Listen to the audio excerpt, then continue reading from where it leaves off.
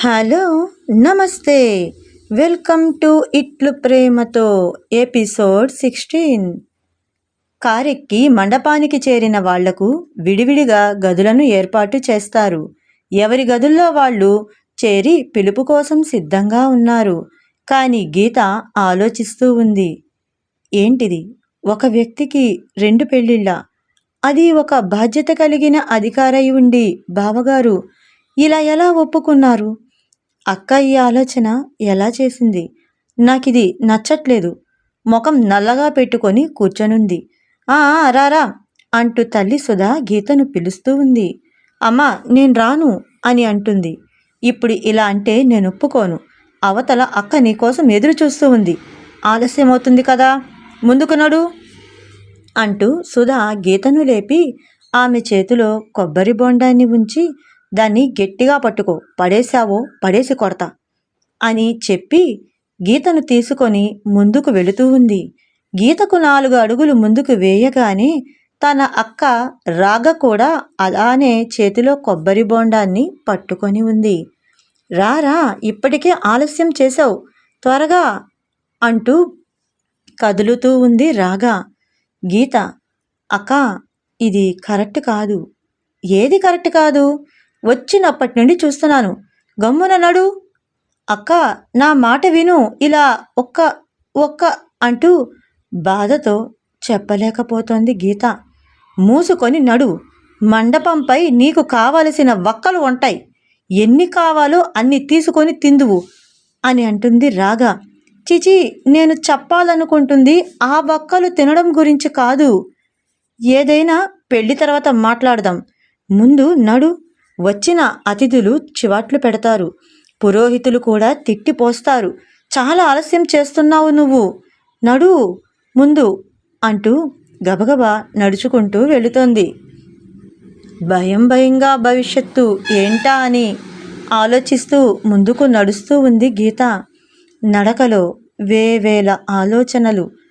అన్వతో గీత రాగల పెళ్ళి అయిన తరువాత కాఫీ తెచ్చి ఇచ్చిన గీత దాన్ని తోసి, ఎంత ధైర్యం, నా కాఫీ తాగకుండా ఆ కాఫీ తాగుతావా అని కాఫీని చూస్తూ తిడుతూ ఉన్న రాగా ఆలోచన నుండి సడన్గా బయటికి వచ్చి, చిచి, నేనేంటి ఇలా ఆలోచిస్తున్నాను?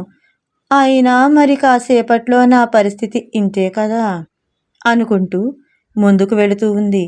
ఫంక్షన్ హాల్లోకి అడుగు పెట్టగానే ముందు కనబడుతూ ఉంది స్టేజీపై మరో మండపం. మండపాన్ని చూస్తూ షాక్గా నోరు తెరిచి నిలబడిపోయింది గీత. తన ముందున్న మండపంపై 2గా వేసి ఉన్నారు పెళ్లిపీటలు. వాటిపై ఇటువైపు ఒకతను, అటువైపు అన్వా ఉన్నారు. అది చూసి, అక్క, నువ్వు నా కోసం నీ మనసును మార్చుకోనవసరం లేదు అని అంటుంది గీత. నోరు తెరిస్తే చంపేస్తా. ప్రశ్నలకు సమాధానాలు మళ్ళీ చెప్తాను అన్నానుగా. అయినా విను. ఆ రోజు అన్వా వచ్చాడు, ప్రపోజ్ చేశాడు. ముందు నుండి మాకు పెళ్ళి అనుకుంటున్న విషయం కాబట్టి సరే అన్నాను. మరి నాకు అంత ఇంట్రెస్ట్ ఉంటే పెళ్ళికి వెంటనే ఒప్పుకునేదాన్నికా? నాకప్పుడు పెళ్లి చేసుకునే ఇంట్రెస్ట్ లేదు కాబట్టి నిశ్చితార్థం మాత్రమే పెట్టుకున్నారు. బంధువులందరినీ పిలిచాక అలా అయ్యిందని, నాకు మచ్చ వస్తుందని పెళ్ళి త్వరగా నిర్ణయించేశారు. నిజానికి చెప్పాలంటే అతను బాధపడతాడని నేను క్యాజువల్గానే ఉన్నాను. నాకేం అతని మీద ఎక్స్పెక్టేషన్స్ లేవు. అదిగో మరోవైపు కూర్చున్నాడు చూడు, అతనే నీకు కాబోయే బావగారు. నాకు ఎలాంటివాడు కావాలనుకున్నానో దానికి తగ్గవాడు. నీకోసం అన్వా వెతుకులాట మొదలుపెట్టేటప్పుడే నేను చెప్పాను, నాకు ఇటువంటి గుణాలు ఉన్న అబ్బాయి కావాలి అని. అతను అన్వా ఫ్రెండ్. నేను ఒక డాక్టర్ని పెళ్లి చేసుకోవాలనుకుంటున్నాను, కానీ అన్వా పోలీస్. అందుకే నాకు ముందు నుండి ఇంట్రెస్ట్ లేదు. ఇప్పుడు ఆ పీటలపై ఉన్న వ్యక్తి ఒక డాక్టర్. ఇప్పటికీ నీ బుర్ర పనిచేస్తుందా? సో అతనే మీ బావగారు అంటూ చెబుతూ ముందుకు నడుస్తున్నారు. గీతకు ఏం జరుగుతుందో అర్థం కానట్టుంది. మరోపక్క అటు తిరిగి తనకు దక్కబోతున్నాడని అన్వా తిరిగి తనకు దక్కబోతున్నాడని సంతోషం మనసును నింపేస్తోంది. ఇది నిజమా కాలా అని చుట్టూ చూసుకుంటుంది. తన తికమక పరిస్థితికి గమనిస్తున్న అన్వా నవ్వుకుంటున్నాడు. అమ్మాయిలు పెళ్లిపీటలపై కూర్చున్నారు. గీత తదేకంగా అన్వా వైపు చూస్తూ ఉంది. అన్వా తన ముందు చిటికెను వేసి, ఇది నిజమే, నువ్వు భ్రమలో నుంచి బయటకు రావచ్చు అని అంటున్నాడు. అప్పటి వరకు పెట్టుకున్న పిచ్చి పిచ్చి ఆలోచనల నుండి తేరుకొని గీత తన నవ్వుని ఆపుకోలేక సంతోషంగా నవ్వేస్తోంది.